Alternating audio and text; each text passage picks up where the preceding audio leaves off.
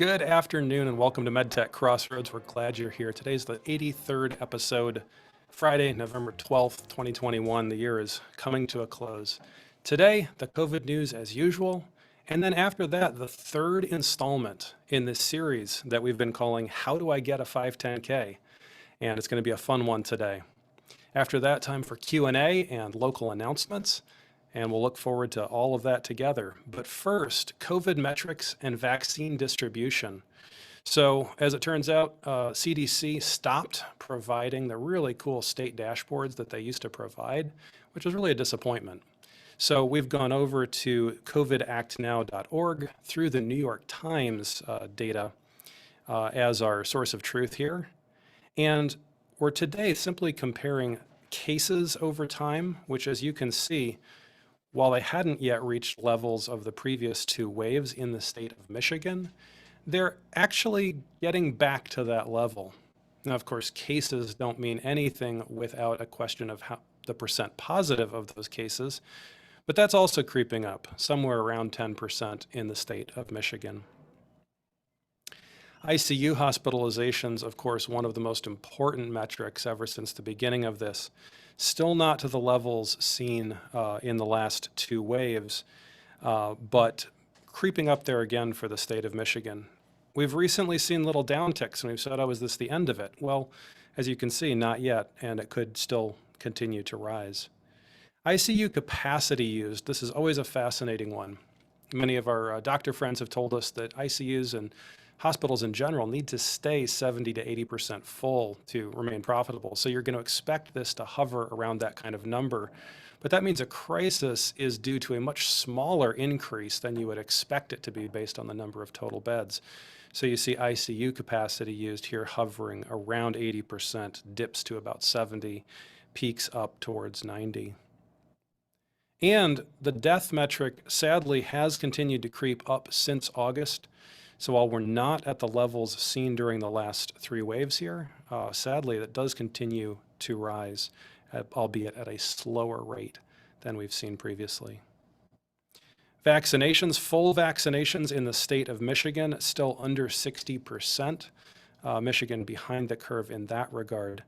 But that's the latest in what we're seeing from the basic metrics. I will say that most of the major news sites have largely gone dark regarding COVID. Going out looking for major stories, it's actually hard to find them this week, which is a little bit strange because usually there's something about the latest results out there. But that's what we have this week. Let me remind you also of the $2,500 quarterly MedTech Crossroads pitch party. We call it a party, not a competition, because we can't pick winners and losers when they're different products focusing on different verticals. But we love to talk with our judges about what they liked and what they didn't like about the different pitches. And so if you know a US-based medtech startup that's ready to pitch, they can send their pitch deck to pitchparty@medtechcrossroads.org to be eligible for selection for inclusion. That PowerPoint needs to include the areas of problem statement, vision, value proposition, team, milestones, business model, competitors, and the ask or the functionally equivalent areas. And our distinguished judges, Andy Rader from Evergreen M&A Partners, Dr. Nikki Kennedy, a vascular surgeon and founder of Arbor Hive, Jim Metzger, who's the president of Keystone Solutions Group, and Stacy Frankovich, the program manager of MedHealth, will be with us talking about those pitches, what they liked, what they didn't like, ultimately tipping their hat towards one to receive the $2,500 prize. So please, it's basically free money for one startup that wins that and takes that home. Which brings us to our main event today, the third installment in the series, How Do I Get a 510K? On Friday, October 29th, we covered how do I know if a 510K is right for me? And you remember we talked about the idea, is my device even a medical device? It might not be. And if it's not, you're not going to be getting a 510K and you shouldn't be thinking about that. If it is a PMA, well, that's also not a 510K. There's exemptions from the 510K process. So we talked about all those. On November 5th, last week, we talked about what goes into a 510K. And you stuck with us through that one. There was a lot of legalese. There was a lot of the statutes themselves. But hopefully now, if you want to go back and understand how those relate to the FD&C Act, you can go back and find that. We did have one little prize happening last week. We offered a $25 gift card to somebody who could answer the question in the real example that we gave. What clinical data was required for the 510K submission and thus the summary that we were reviewing? And it was actually our friend Ken Spencer who got in first with the answer. And the answer was it wasn't required. It was an NA, but we're going to talk more today about those NAs when it comes to submissions to the FDA. Today we're going to be talking about how do I actually prepare for a 510K? What do I have to do to put it together? What does that look like? What does that feel like? Where are the potholes in that process? And next week, we'll be talking on the 19th, what happens after I file? Am I done? Do I just wait my 90 days and get my substantial equivalence, or is there more to it? We'll be talking about that next week. Oh, and you were looking to see that. I was talking to that without the thing up on the screen. There we go. So let's just review really quickly before we welcome our guest today. First of all, what is a 510K? Well, as we talked before, a 510K is a pre-market submission. It means you have to submit it before you go to market to the FDA to demonstrate through objective evidence that the device to be marketed is as safe and effective, that is substantially equivalent to a legally marketed predicate device. We've talked through some of the details of that before. Who is required to do this? Well, each person who wants to market a class 1, 2, or 3 device who's not subject to a pre-market approval and who's not able to avail themselves of any exemptions to the 510K process. So with that as background, today we're going to talk about how do I prepare for a 510K, and I'm really excited to welcome live Adrienne Harris, who is our Director of Regulatory Affairs and a 510K veteran a number of times over. So we're excited to have you here today. Thanks. Thanks for talking. We put a quilt up on the screen, and maybe I could have you describe why we put a quilt up on the screen here. It was actually from one of our clients that I was helping prepare a 510K. Management kept going, here's the checklist. Why aren't boxes getting checked? Why aren't these boxes checked? And it was the client came up with it. Putting together a 510K is more like building a quilt. You can't start at one corner and get to the end. You have to create pieces, and the pieces branch out, and then you get to connect the pieces, and that really is the building out of a 510K. Some sections require having other sections done before you can build that next layer. And so I thought it was a really good analogy that I've held on to. That's a great one. And I tried to pick a picture here of a quilt that all the sections were different sizes because they're not all necessarily the same weight. We've got 20 plus sections we're going to be talking about today, and not all of them are long development processes, but some are. So we'll get into that. That's great.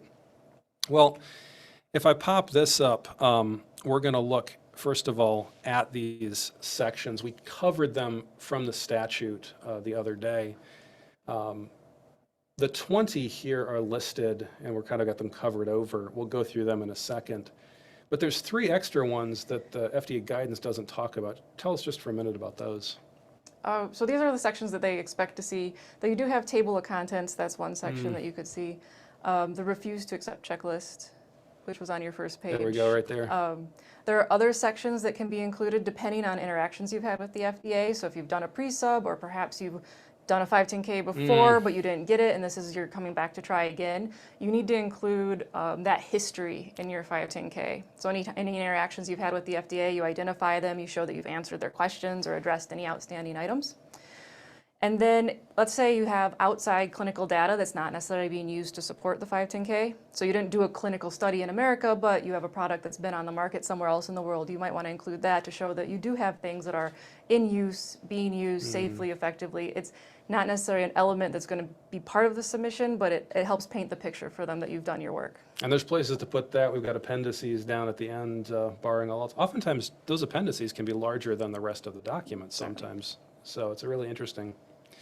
Well, as we come through this, we talked last week about things that you need to craft these sections. So we're going to talk about some of the practical elements of what have to go into these sections. What does it feel like to craft them? Which parts of the quilt have to be done before other parts of the quilt? But we recall from last week that FDA said that in order to address the required elements, you're going to need the following information. Last week we talked about how device classification, predicate devices, guidance documents, final draft labeling, specifications, performance data, and sterilization info. Those are not things you just take and suddenly you're done. They're the things you need to even, I guess if we were going to use our quilt analogy one more time, that might be the thread, that might be the fabric. But we haven't started cutting and sewing here from that perspective. So we're not going to touch on this today, but describe this for us, Adrian, how this relates. So this is the design controls process under the CFR, and it kind of talks about how you have this waterfall idea that you keep moving down from user needs, inputs, the design process, the output, and then you have a medical device, but it's not linear and it doesn't just go one way. So you always are coming back through to work through that development process with reviews in between and verification, validation. Those are the two elements that primarily are what your 510K is going to be built on, the verification and validation work that you did that comes out of the rest of these steps. So this is a really important point, right? Because we talk about guidance documents, we talk about standards and stuff like that. There's a whole bunch of guidance documents and standards that we would be following as a part of design controls, which is critically important, but they're not sort of what we're focusing on today, which is how do you actually do the submission. I guess we're going to go from the standpoint of assuming that you've done this. And if you haven't, that would be a really important thing to consider, because you're not going to be ready to talk about what we're talking about today without those in place. That's good. Well, as we talk today, one of the things we're going to focus on are misses that come in the form of FDA then says, that wasn't enough. We didn't get enough from you. How does that come back to us from FDA? We're going to talk next week about what happens after I file, but give us a little preview. What happens when we miss something? What do they do? Written feedback comes with a request for additional information, so an RAI essentially, and it'll have a question. I didn't review, the FDA has a very specific way they write these. They start out with, here's what we were looking for, here's what we didn't find, here's what you included. I might have those out of order, but every response is going to be in a very, very specific format, and at the end it's going to be the ask. Here's what we need from you to move forward. Yeah, and sometimes they'll include multiple options there, right? Sometimes they'll say it has to be this, but other times they'll give options.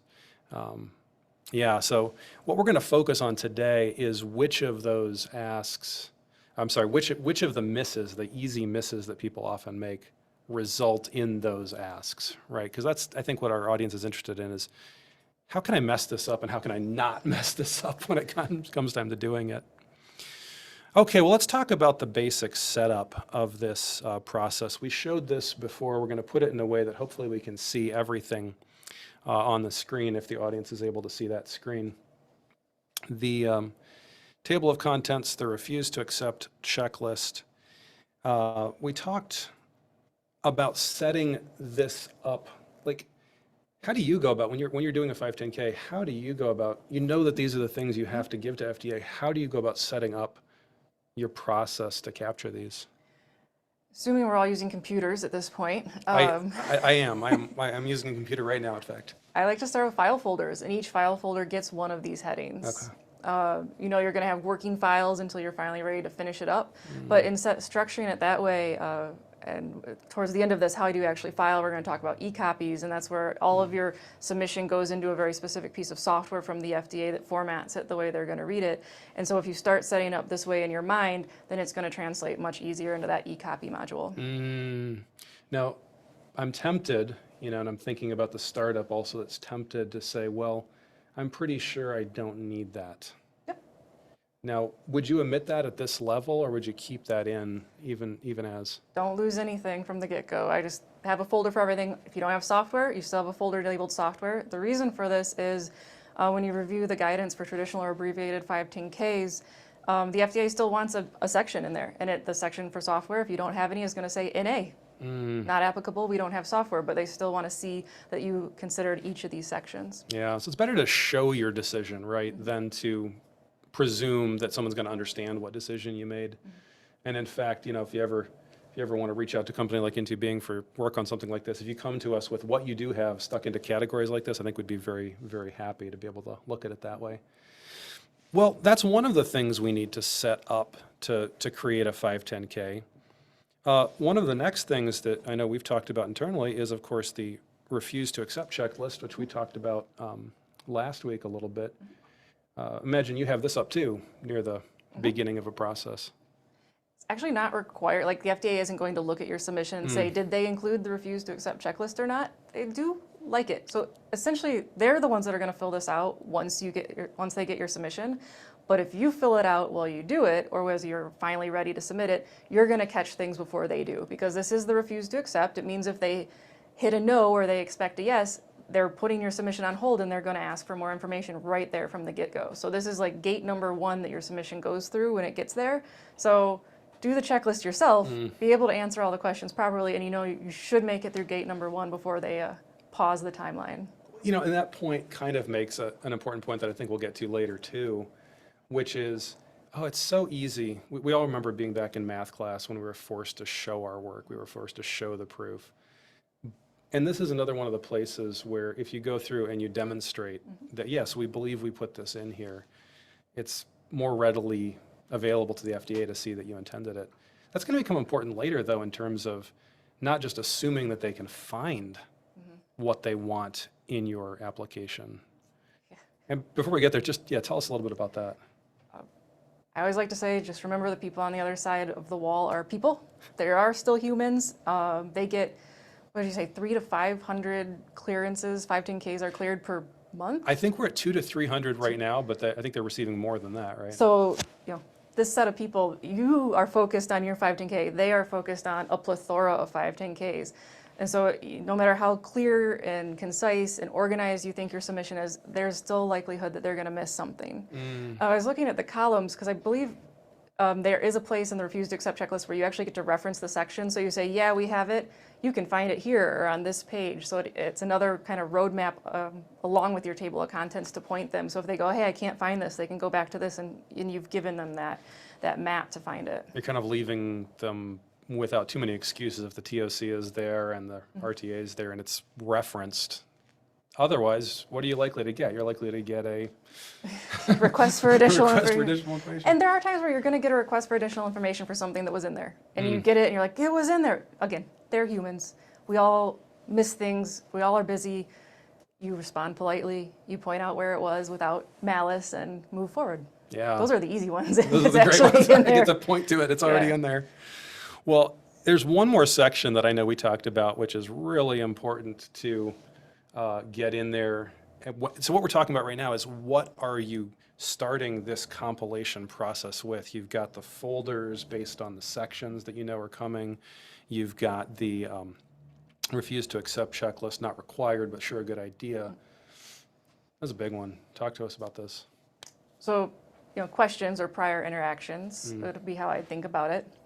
And the way I've set it up in the past is for this section, breaking it. So anyone that's received one of these documents, again, very long, they make headers, they give you section numbers, dumping that all back into a new document, into a new table, and saying, here's how we answered your question, and if we answered it as part of the submission, again, here's the section number, the page number, where you're going to find it. So if they know they've got this open red flag that they're waiting for something to be answered to be able to give you this substantial equivalence decision, you've pointed them right to it again. It's all about just making it easy to find what they're going to look for.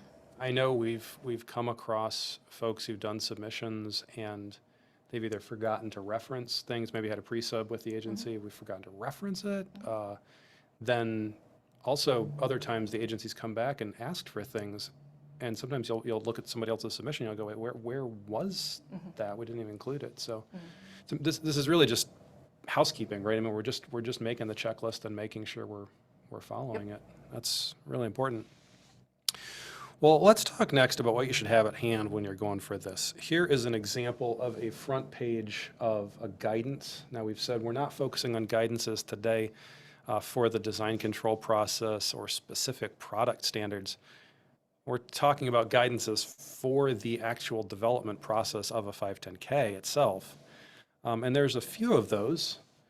So maybe, Adrian, you can take us through what we're going to be looking for in each of these, or what kind of information the agency is communicating in these 5 guidances. I really love these guidances when you're sitting down to start a 510K. I'm generally surprised how many people come ready to do a 510K and they don't know these exist or they haven't read them. That's okay. That's why there are people like us that know to look for these things. They're laid out really well, and they're written generally in more human language than the regulations, so it's kind of easier to read. Remember the stuff we did last week? She's saying it's better than that. So okay. I find it easier to read. So like the traditional abbreviated 510K format guidance, it walks you through, here's what we're going to look for, here's what we want to see, here's how we want you to format it, all that kind of information, and that's a great foundation for building out your 510K. The refuse to accept guidance is where that table comes from. It is a pretty long guidance, but it covers the refuse to accept list for different types of 510Ks, so make sure you pick the right one for what you're doing. Guidance for submissions containing software. Software is huge. It's on the FDA's mind, and if you have software, it's going to get scrutinized. This talks about the kind of documents they're going to expect to see, the kind of documents you should have had created in your design history file, even if it's not part of the submission. It also covers like the level of concern or what level of safety your software has to meet and what requirements are around that. The evaluating substantial equivalence guidance, it's also used by the industry. It's also used by the agency. It's not just for the industry. As it's kind of supposed to help you get in their mindset. What are they going to be looking for? What questions are they asking themselves when they review your submission? That one's a little more nitty gritty, but still good to review it and see what they're going to be thinking about. It's interesting you say it's useful for the agency too. That seems like that's been a sore point at times. Just unpack that for us for just a second. Well, you want to believe that they have a checklist and that everything is very democratic and everybody gets looked at the same way and things get done the same way, and it's if I did A, B, C, then I get X, Y, Z output. Again, they're people on the other side, and it's people that can interpret things differently, people that can read things differently, and there is still a little bit of a black box around some of the decision processes that go into what they're thinking when they give you your feedback. That's interesting too, because oftentimes we'll see review groups at the agency, and depending on which one you get shuttled to, they're going to have sort of their own philosophy and everything. Have you ever been in a situation where you've gently referenced a guidance to point out some of the limitations or some of the boundaries for the agency?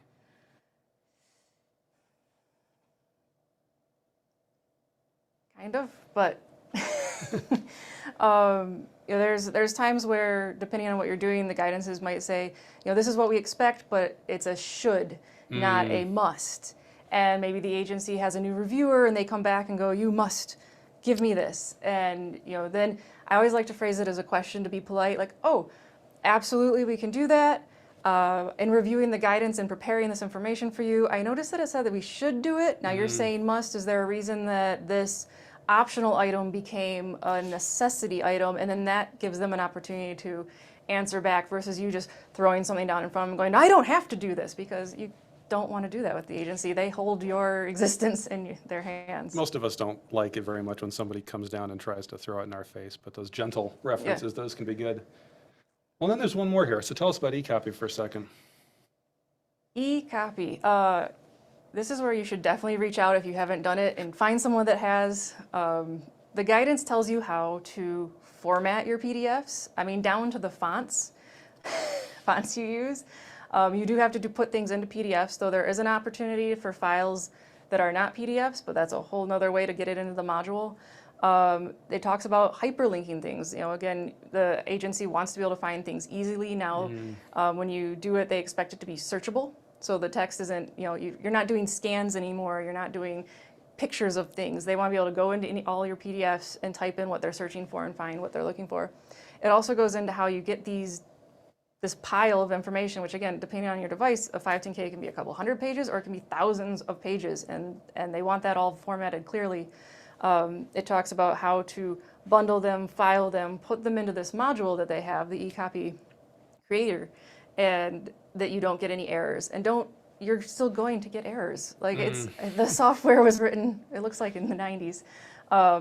And sometimes it's buggy. So it can be a very, like, you think you're all done, and then you put all your files in and it goes, how you name your files is very critical to have it work in the software. And it'll go, well, your files aren't named right, and you'll read every one. They'll all meet exactly what it's supposed to, and you have to like find what threw this error. So that is sometimes like the biggest headache, is getting it to go through the e-copy. Those little nitty-gritty things, and I've used the software before, and I remember sometimes the validation module, it'll get upset that there are hidden files on the drive. I mean, we're getting down into like, how does Microsoft Windows work kind of level of stuff that you actually have to consider if you want to get through this. So not the most fun. I guess maybe the upshot there is, if you've got 5 hours budgeted for your putting your final submission together, think again. It's going to take you a little bit longer to put that in. Well, so these are some of the guidances. This is great. One of the things we wanted to talk about was, make sure we covered everything here. Yeah, we did. Oh, there was one more thing though, and I think it kind of went along with these, which was the question of payments. FDA doesn't actually want to review your stuff without getting paid for some reason. They will not. So you need to pay for your submission before it gets there, or it's going to be on hold until they receive your payment. And that's done through the user fee portal. Correct. And then you link it up with the submission with a number. Yeah, that's great. Well, let's talk a little bit about misses that result in requests for additional info, because this is where the rubber really meets the road. Sure, we're going to populate each of these 20 sections, plus the table of contents, plus the appendices and the refuse to accept checklist. But it actually matters that we put the right things in there, and things that aren't going to trigger the agency instantly to come asking questions. And of course, we'll talk next week about some of the things that make for discussions with the agency after your submission goes in. But let's walk through a few of these things that result in requests for additional info. We talked a little bit about prior history, but let's tackle that one more time. So what are some of the things that, so oftentimes we'll run into folks who maybe they haven't submitted a 510K before, but they've done a pre-sub or they've had a 513G.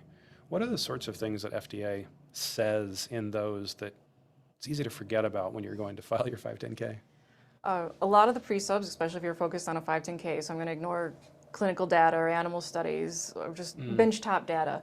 If you did a pre-sub, it was likely to talk with them about what they're going to look for and how they expect the testing to be done, and to what levels of acceptance criteria they want. And you can get really into the nitty-gritty with them if they're asking for something very specific. And if they said they wanted a certain test done with human blood instead of porcine blood, and then you forgot that and you did all of your verification testing with porcine blood, that's already on record. And when you submit all that data, it doesn't meet what they were asking. So that's an example of being able to, you definitely want to go back through and be like, if they asked for something specific, have we done it? The specific thing. One thing I've noticed, and I'd be interested in your thoughts on this, Adrienne, is that oftentimes companies, very reasonably, they will start with what they think their product is going to be. And they'll submit a pre-sub, and the FDA will come back with all these things. And then the company, over the course of months, will change what their product truly is. But that pre-sub's still on the record. Yes, very much so. I mean, the best option would be to do another pre-sub. Now, assuming we're all coming from the startup world, 75 days is a really long time in the startup world. So if you think you're ready to submit a 510K, it's really going to be hard to go to management and be like, can we have 3 more months to ask the FDA if this is okay? Generally no is the answer, but those are back to business risk, which you should decide as a company as a whole. If not, then in part of your submission, you want to be very clear and concise about what changed and why their previous recommendations or requests are no longer applicable, or how you address them to address the changes that went into your product. But really, another interaction to prepare the agency for what's coming would be the best course. The best way to do it. And if not, you change the name of your product, you change the technological characteristics, you change this, you change that, you change the user population. FDA has no way to know this unless you tell them and make it very, very explicit. So they're going to come into that expecting that the last thing they heard was still the case. And that's a really common miss, I think, that we've seen. Yep. Yeah, there we go. Oops, we didn't update our slide here. I think we're on to, yeah, we're just going to go blank here for this one, because what we're talking about next is another one. And it links to what we were just saying, which is sort of insufficient descriptions. We've got humans on the other side, they're people like you and me. Give us some examples when we haven't sufficiently described something. So I'm going to try and focus it on bench testing because that is really the meat and potatoes of most 510Ks. You have 20 sections, but the performance testing is it. That's where they're going to dig in.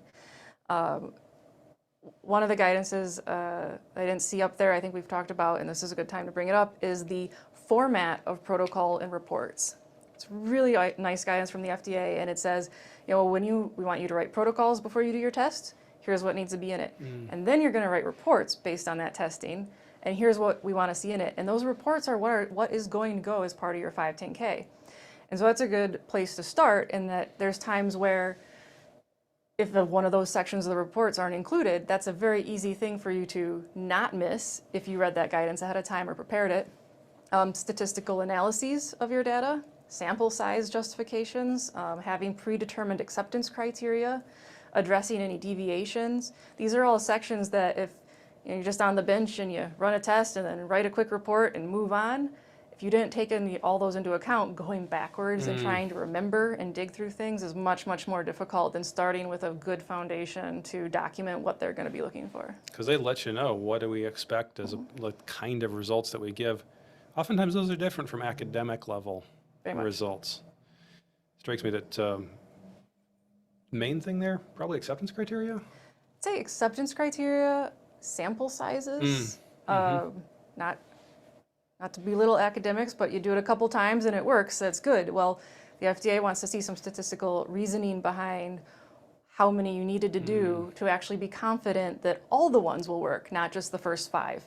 Now, with really expensive devices, you can't necessarily destroy or burn hundreds of them, so that all goes into your justification around the sample sizes and the statistical analysis and why it's okay. But without that, you can't, you don't just go 3 or 30. They're going to say, why was 30 the right number? Why was 3 the right number? And that's one of the harder things for teams, and even myself, having done a bunch of these, is like, how many should we use? And there are other standards and guidances that can help with that as well. Confidence intervals and statistical significance, things like that, but that's a whole other ballgame. You have to bring in some basic understanding of statistics to even be able to hope to answer that. Because saying, well, I know this person and they did this many on their product, which is nothing like mine, and the answer is going to be, show us why it applies. Whether or not it's variable or attribute data changes things. Are you doing a pass-fail test, or are you getting a number? And then the number has an upper statistical limit or a lower statistical limit, and that changes entirely how you work with that data. Wow. That's really important. It's just a very small section when it comes to, we got to have statistical stuff, but the very simple question, how did you justify that, can turn into a big thing. Actually, while we're on a little bit of things like guidances and stuff, we had a question here. Is the software guidance that we threw up new, or is it the guidance from 2013? I believe. Well, there's one that just came out in draft, so I'm assuming that that's what the person is asking. That one that we threw up is just the title. The new draft one that just came out, I would definitely say start using it. There's all the regulatory forums. Should I use it? Should I just out? It's still open for comment. All that is true. It is still open for comment. What's in there very well could change, but that's where their mind is going. And so, keep the old one that's still actually released, but start working towards the new one and developing your software information towards the new one, even if a guidance isn't draft. And that goes for any of them, not just software. Yeah, that's great. And of course, on the software side, many guidances. The one we're talking about today has to do with 510K specific. How do you evaluate substantial equivalence in that? Great question, though. Well, we talked about prior history. We talked about insufficient descriptions. We had a picture last week up of a library, and everyone back in the day remembers those card catalogs. Well, not everyone. Maybe most people don't. Oh, wow, I'm showing my age. But the reality is somehow you got to find things inside this huge tome that you're creating. I mean, we see 510Ks that are regularly well above 1,000 pages, if not a couple of thousand pages by the time you include the appendices. How do you go about pointing to this stuff? What are some best practices for pointing to the data? So again, for the, within that how to format your 510K guidance, they very specifically for the performance testing, you're going to have sections for all of the nitty gritty detailed performance testing, but they also say we want a summary. So that's kind of another one of those building out the quilt square things. You can't write that summary till you've got all your other tests finished, your reports done, all of them put together, and then you write that summary that goes at the front. And this is where you distill these thousands of pages of data down to a few, depending on how many you have. It could still be very long. And then in that summary, you then point to very specifically where the rest of the information is. That's an example from the performance testing side. So you got your table of contents, you've got your refuse to accept, and you just keep pointing to things that you know they're going to look for as best as possible. I think people are often used to the idea of going through maybe a report of some sort and seeing an executive summary, and we tend to think of the executive summary as being there for the people who don't want to read the whole thing. But what I'm hearing you say is, no, these summaries are actually like sub-indices. They're like sub-indexes to the whole document at some level. You're bringing forward the elements that you already know FDA cares about so that they won't stop looking. So they won't stop looking, and some of them can be straightforward, and maybe they won't go dig into the report as much, or they're looking, like a lot of times, I'm trying to remember all the elements, but you'll have what you were looking for, your acceptance criteria, whether it passed, or as I like to say, did not meet the acceptance criteria, instead of using the F word.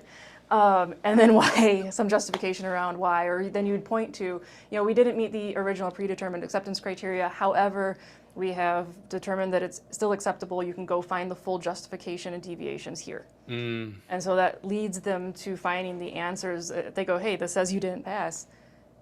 Well, now how do I know it's okay? Yeah. And there's going to be times where you don't. Predetermined acceptance criteria. This is always one of my fun ones to pick on people, because sometimes you have standards that'll tell you what it needs to be. Cool. Sometimes you have to make your own.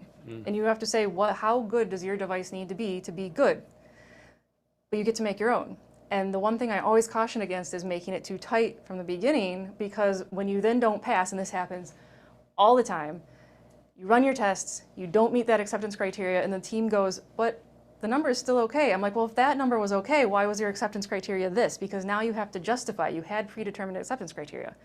But if you started with, if this was okay, then you should have started with that as your acceptance criteria. And that's going to happen no matter what. You take your best guess at the beginning, and you learn a lot along the way. Because what we're looking for is that logic process that's happening to say, well, we thought this was good. Why did you think it was good? It didn't work, but now what's acceptable? Yeah, that's phenomenal. Something that I think people often forget to think about. It's also easy to try to define it too early. You got to have some rationale for it.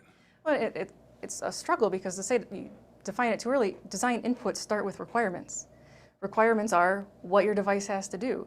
So sometimes it's, you want to keep those requirements kind of broad, but there's times where it needs to do something. It needs to flow at 500 milliliters per minute.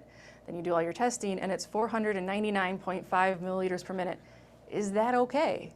And now you have to figure out if that's still okay. And that goes all the way back to your design inputs when you started and doing your requirements. Yeah, it's a struggle. It's a necessary struggle, though, because it's how we find the reality of the device.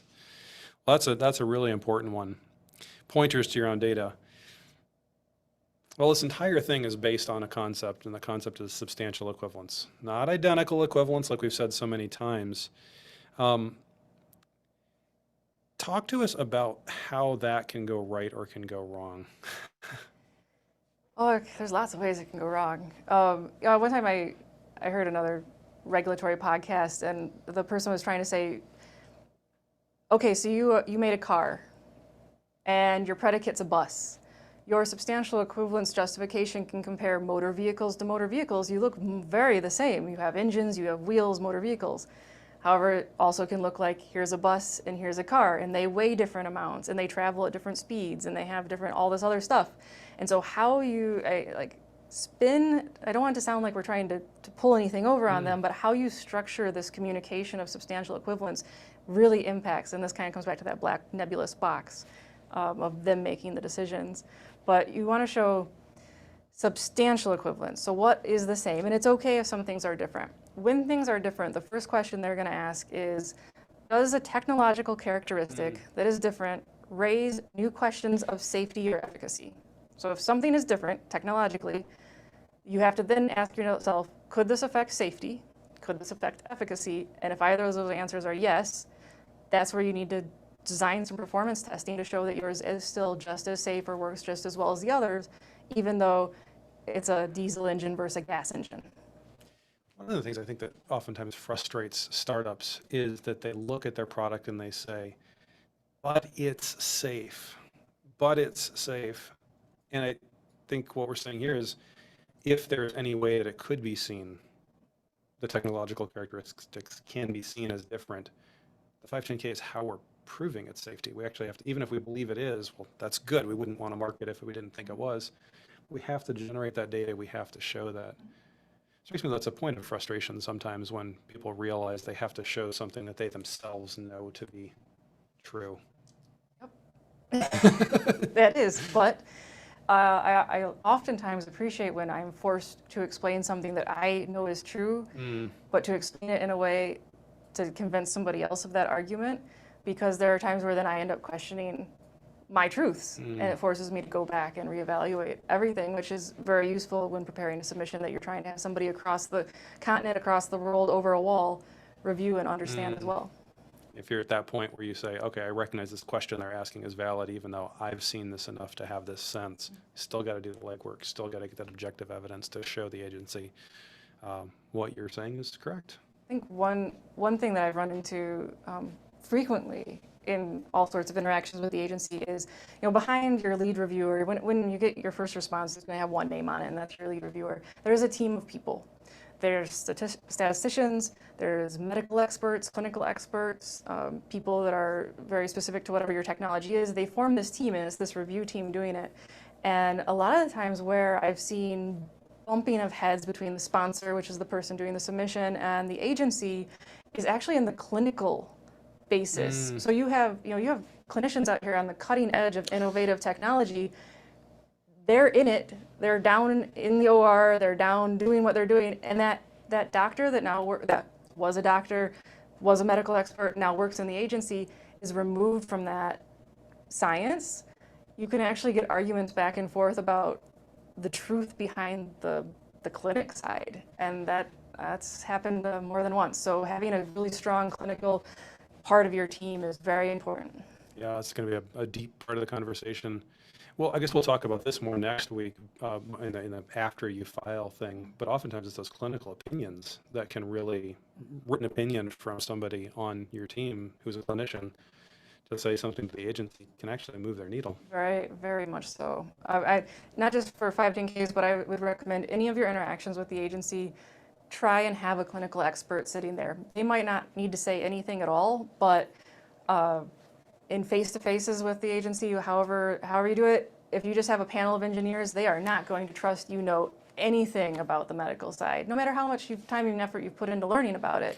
Having an actual clinician there with MD after their name or whatever the requirements are to push back when the agency says, well, that's not safe, and they go, no, it's completely safe, has a lot more weight than an engineer saying it. Yeah, well, in fact, it's interesting you bring up that point because we'll talk about this in future shows. In some of the new software guidances, FDA is basically saying, really the principles haven't changed. The principles are what they've always been. But among others, one of the failure points that they've noted is that programmers sitting at their desks are not sufficient to evaluate product change and things like that. You've got to have that clinical background as a part of the discussion. So that principle runs pretty deep. That's a great. Well, let's see. We're actually, we want to get to a few more things here. So let's run through some of these really quick here. Indications for use. There's at least one principle here that I know we've hit over and over and over again. I want my indications for use to be the same as the predicate devices, but I just want to change it just a little bit. Then it's going to get looked at more. It's going to get looked at more. That's the great thing. Try and keep it as close to the predicate as possible. And there might be legitimate reasons that yours needs to vary. Know that if you limit it, let's say the predicate has all patient populations and you limit it to adults, less likely to raise a red flag of needing to find more information. But if the predicate is adults only and yours is adults and peds, now you're going to need a lot more information about why your device is okay for peds. Now think about that in terms of indications for use. The environment where it's used, if your predicate is hospital use only or a very clinical site only, and now yours has home use also, that changes a lot of things. But if the predicate is home and clinical and yours is just clinical, that's like a step down versus step up in scrutiny. Yeah, subsets are okay sometimes, but supersets, watch out. No, really good. We talked a little bit about test reports and protocols. One of the anecdotes that I know we talked about in prepping for this was this question of it's fine that we've got these protocols and we're generating test reports, and sometimes people will say, okay, engineering team, we're doing that, we're making it happen. But there was this question that came up about, did we actually implement that correctly? Tell us about that concern. So a lot of the best, easiest tests are when there's an ISO standard, Yeah. right? Or a guidance that says we need to see X, Y, Z, and we need it to meet X, Y, Z. It's like, great, we follow that. We don't have to justify it. We don't have to do a test method validation, which is a whole longer conversation.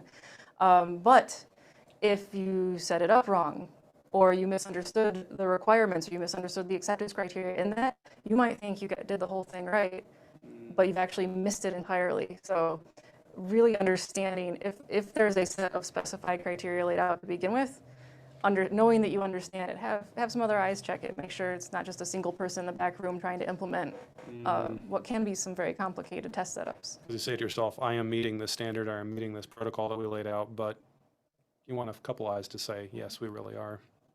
Because that's a long time to go back and fix that. That's great. One of the questions that I know we've seen before is a question about validation. Tell us when that one matters.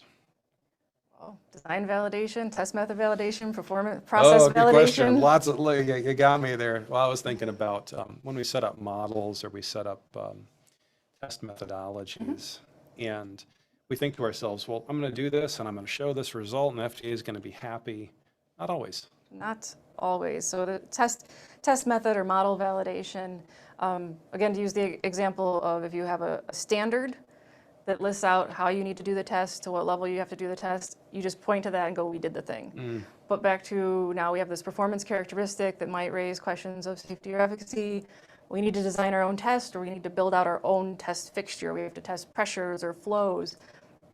You don't just get to build that test fixture and go, well, that's good enough, because you actually have to prove that it passes when it's supposed to pass a device, it fails when it's supposed to fail a device, that it can catch the difference between those two, and the amount of documentation, it's almost like developing a mini device to be able to test your device when it's a custom test method.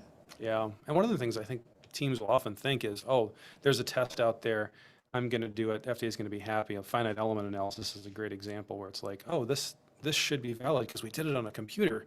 It's like, well, no, this same principle still applies very much. Well, let's see. We wanted to talk just a little bit. We want to get to actual filing. We've only got a few minutes left for that.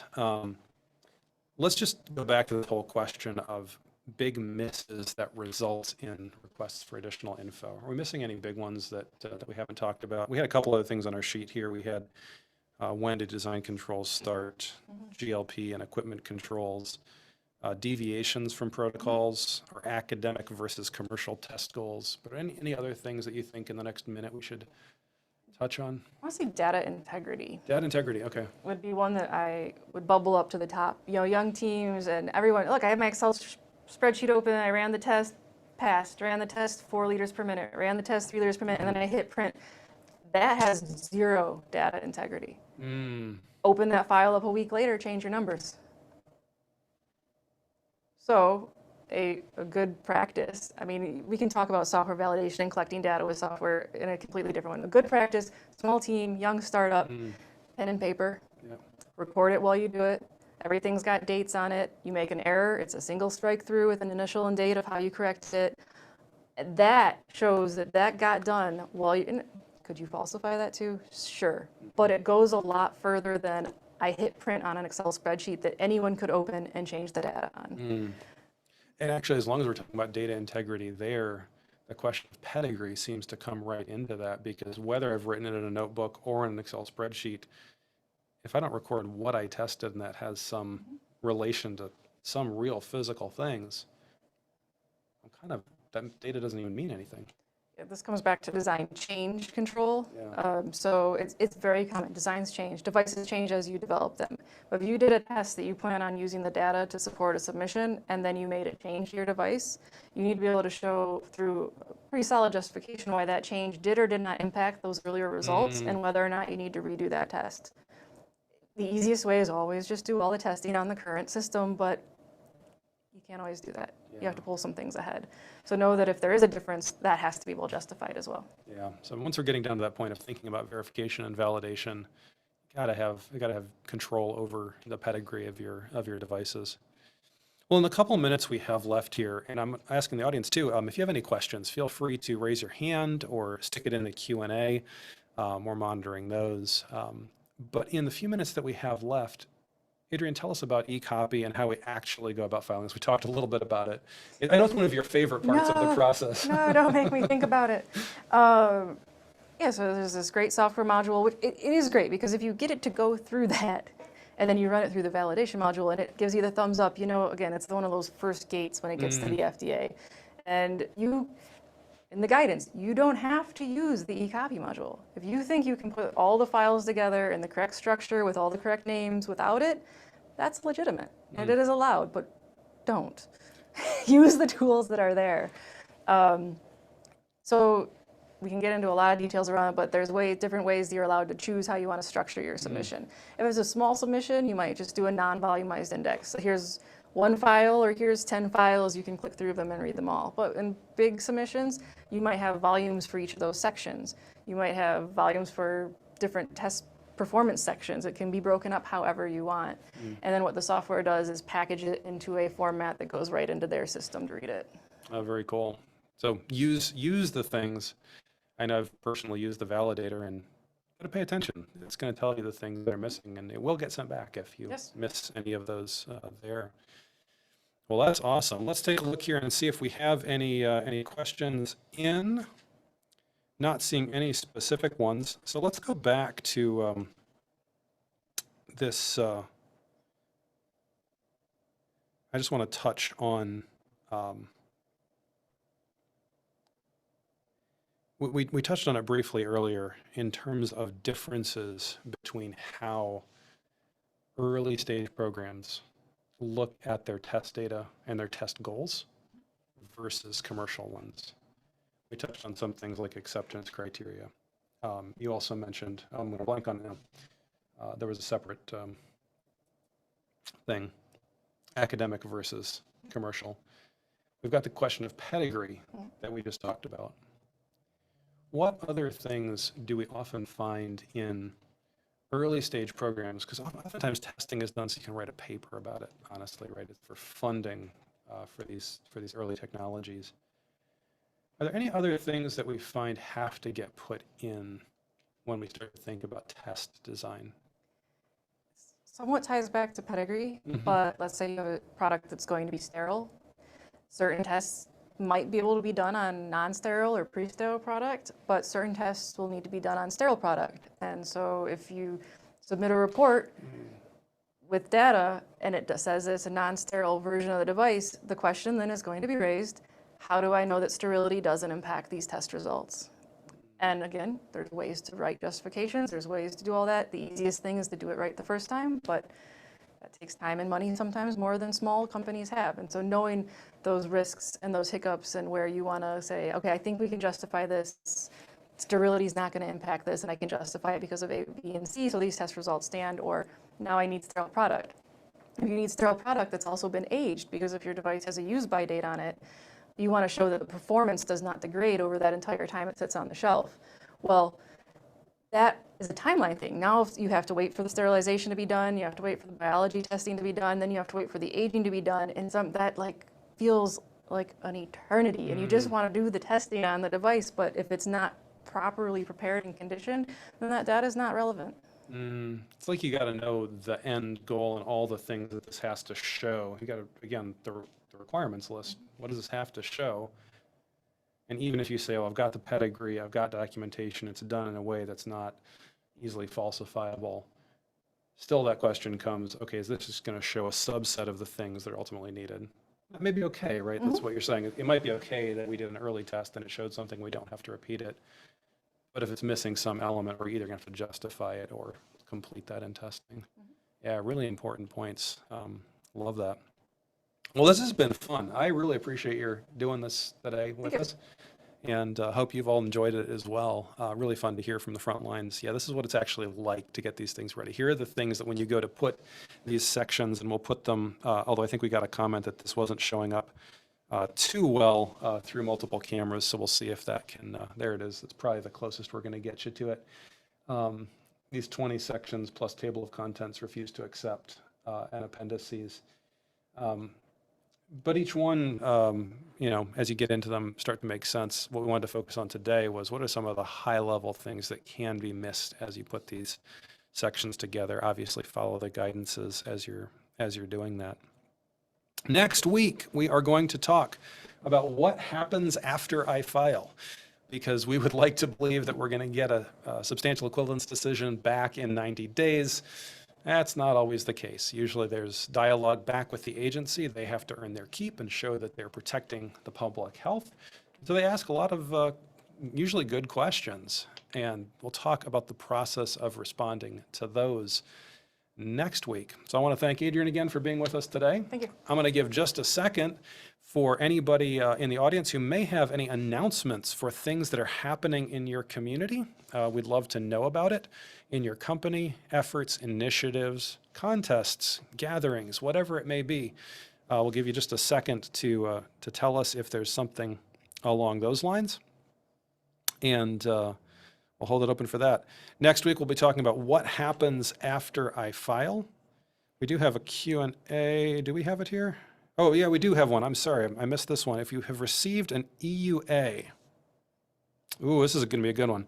If you've received an EUA, is there a more streamlined 510K application available when it's finally required? I don't know the answer. What I will say is I don't know the answer because I have never heard of one. There you go. So I don't think there is. You still have to do a 510K. But that EUA is a previous submission that will be part of your 510K submission, and they will look at that. Plus, I assume if you have an EUA, you now have real-world clinical data, which is going to make that submission that much stronger. So all of that is very useful, but I don't think it goes through a different pathway. That's a great answer. And also, you might know the review team at that point. That's assuming it's the same review team, but you might know the review team, and that just makes life a lot easier to come back to the same review team. Great questions. Appreciate that. Well, let's see. We're just looking for any raised hands, but not seeing any raised hands. We hope you have a wonderful, wonderful week. We'll be back with you next week for what happens after I file during our 4-part series on how do I get a 510K on MedTech Crossroads. Thanks for being with us.